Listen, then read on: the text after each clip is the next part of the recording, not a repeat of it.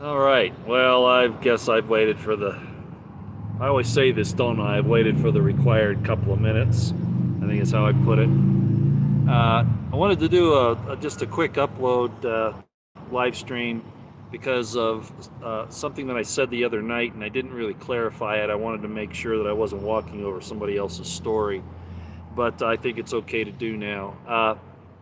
There's always more going on than what they tell you, and there's always some underhanded action occurring that they don't want you to know about.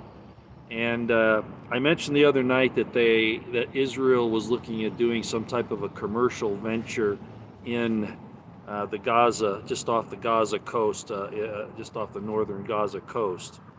And I didn't really elaborate, and I want to do that now. So in the description box below is a link to a Reuters story talking about them wanting to go after the gas reserves. Yeah, just off the coast of Gaza. And they're going to need to have at least northern Gaza so that they can raise it and then build a port facility there that can act as a place to, of course, get things onto the shore from the gas platform, which I don't know how far out in the Mediterranean it'll be, but it's in that area. So anyway, there's always more going on than you think. That's the first thing I wanted to say. And apparently, I can't find the current story that talked about this port that they want to build. The Palestinians, Gaza, where they were talking about it several years ago, but now there was a story that now I can't find, but I did see it and I kind of mentioned it the other night. If I didn't, I am now, that they wanted to build a port there in North Gaza. Israel does. So I guess segueing off of that, the title of this video is The Art of Making Enemies. And I've talked about this before, but I just wanted to bring it up, especially in conjunction with this information that I'm just putting out for you about the gas resources there, and others probably as well. That the art of making enemies has been something. It's not just false flags. It's making things so that there's a strategic tension, so that you can convince not only your population but your allies or your enemies, for that matter, that whatever actions you're taking are necessary for your security, or whatever. A lot of times, there'll be an attack on you, and you'll use that as an excuse, and you may formulate it. We saw that. If you don't know what Operation Northwoods is, I've talked about it before. The DoD, the Pentagon, during JFK's presidency, wanted to bomb some civilian facilities and take down some airplanes and then blame it on Cuba so they could go in. We know about the Gulf of Tonkin resolution and the Gulf of Tonkin incident. We could go into a lot of other things which I probably shouldn't mention on here right now, but you know what they are. You could include 9/11 as well. Well, in addition to that, there's this art of making enemies, is what I call it. And that's one of the reasons why I've been very suspicious about this whole thing with Hamas. We all should know by now, Ron Paul talked about it a few years ago. Other people have mentioned it. Many diplomats around the world have mentioned it, intelligence people, that Hamas was created by Israel to counter the Fatah in the Palestinian organizations, especially those in the West Bank. So it was kind of a counter so that they could control the situation. And they wanted to take out some of the power that was growing in the Fatah at the time. And I'm not probably saying that correctly, but I think you get the idea. So for historical reasons, I'll just mention this. I did it on my X account today. The art of making enemies, for instance, you have Hamas, made by Israel to foment this difficulty that we have now. And yes, I do believe that this entire thing was intentional on Israel's part. Pro-Israelis are going to hate me saying that, but I think the evidence is overwhelming in so many ways. You have the situation where the United States basically made Al-Qaeda to counter, the Taliban and Al-Qaeda to counter the Russians. And then, of course, ISIS, we know about that and Obama's hand in that. And I mentioned on my X account the situation with the BLM and Antifa. And somebody mentioned, well, that's been around for a long time, and that's true, but it's the way it was used since about 2016. It was reorganized, reformulated, and then used again to come against us and to, Americans in general, and to and to raise concerns about security and things like that. So you probably know, for instance, in Russia in 1917, you had the Russian Revolution, and that was formulated by people in New York and London. If you don't know the history, the Bolsheviks, Lenin, and all those guys, they were actually funded by people in the U.S. and in England. Again, Russia's always been the target of a lot of things because of its people, its resources, and those types of things. Jealousy on the part of the Russian Empire, the Tsar, things like that, and it continues today. But basically, the United States and London, the Brits, put together the Bolsheviks. So they created enemies to go after the Tsar, and we've seen that in so many conflicts.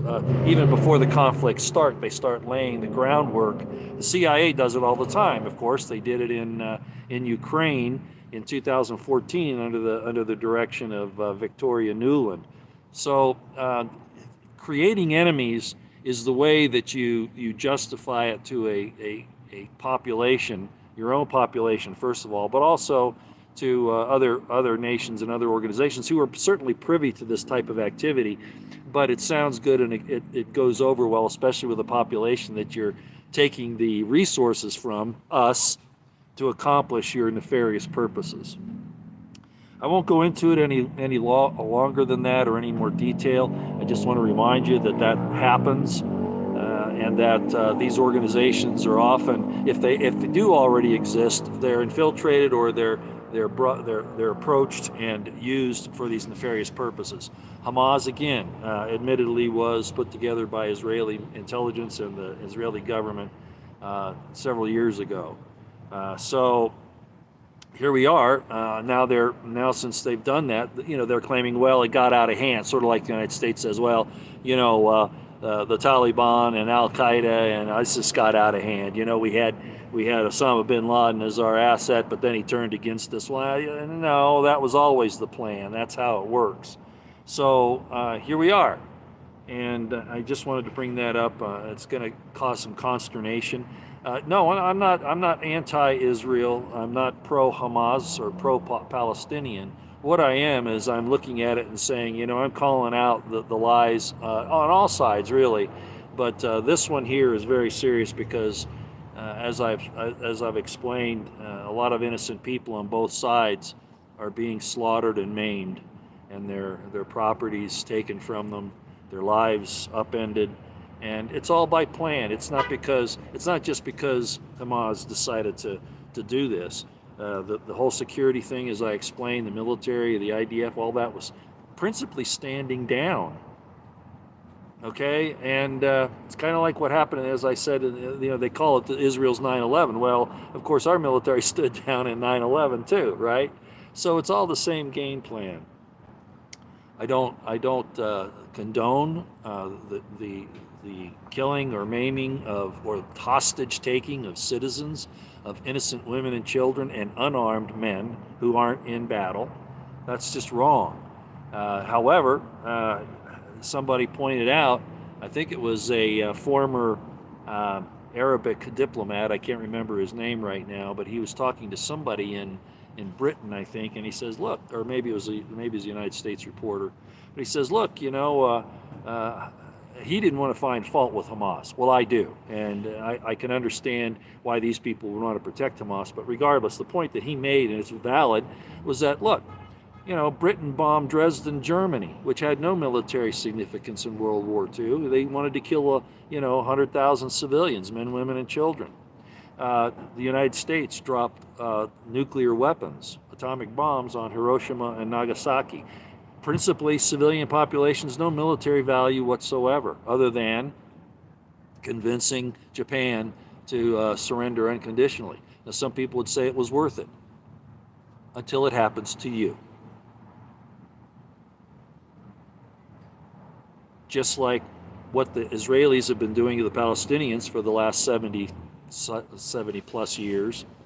Now it's turned around on them several times. I realize that. There have been terrorist bombings and things like that of just civilians. And both sides now say, well, they're not innocent civilians because they're part of that government. They voted the government in, or they don't overthrow it. How hypocritical.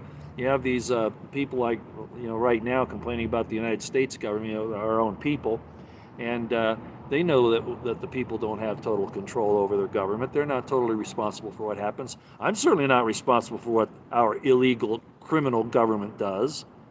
And most others in the population, the largest percentage, probably 90%, aren't responsible.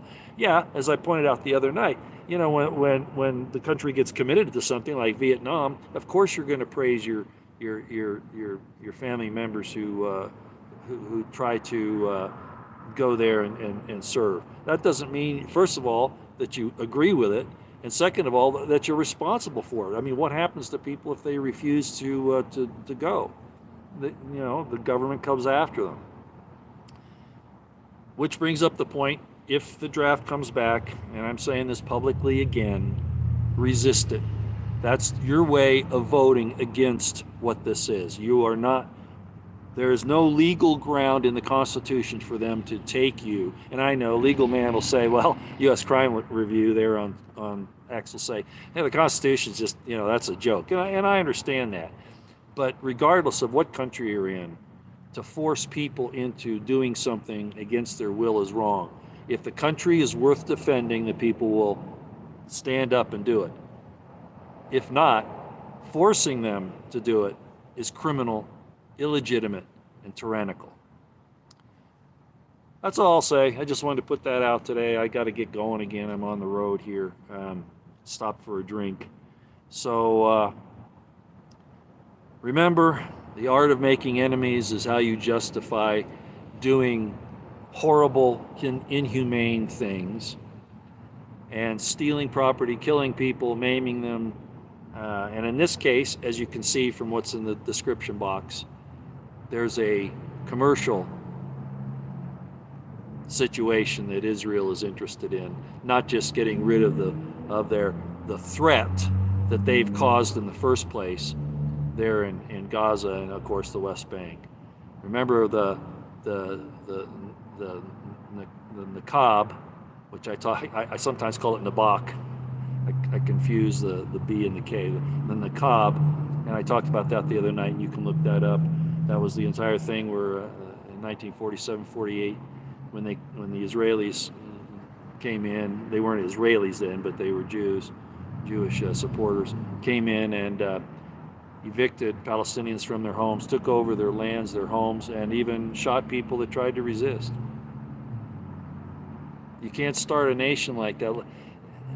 Well, I could get into the Native American problem and all that we came here, the settlers came here and decided that they're going to take over this land. Well, this is historically what happens. We've had people conquered and the conquering for a long time. But I hope that one of these days we'll outgrow that. But regardless, what happened not in our lifetimes, a lot of us aren't that old, but what's happened in this time period relatively recently, we need to stand up and speak out against this kind of thing. And I'm just going to say it again, going back and claiming that, and a lot of Jews will say the same thing with me, and I posted a lot on that. First of all, they don't believe that God wants them to have a political place there. A lot of Jews don't believe they should have a political place there in Jerusalem or anywhere else in the Holy Land, they'll call it. That it's a holy area. It's not a political area in their minds. Regardless, you try to go back even 2,000 years, 4,000, 3,000 years, 4,000 years and claim that God gave it to you, and then you're going to take the people down who have made their homes there now That's just wicked. That's just evil. No God's going to do that. Okay, that just isn't true. All right, that's all I'll say. I want to tick off Ben Shapiro and a few other people.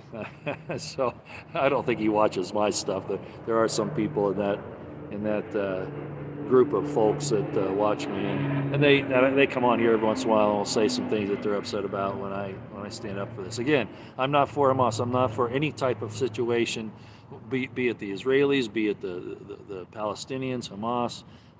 Americans, what we've done. Look what we did in Libya. Look what we tried to do in Syria. Look what we did in Iraq and in Afghanistan.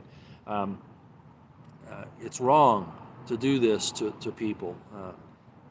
Try to steal their property, their resources, and create enemies so that you can justify your military action or criminal action, as it turns out to be, and then snuff out their lives, maim them, kill their kids, kill their women. I'm sorry, I will never, ever go along with that. I served this country off and on for 28 years. I've seen it all. I just regret that I didn't speak up sooner. But sometimes, maturity takes a little longer than others, especially when you have idealistic ideas like I did when I got commissioned. All right, that's all for today. I can't see the chat. Y'all have a great weekend if I don't see you again before next week. All right, we'll see you out here.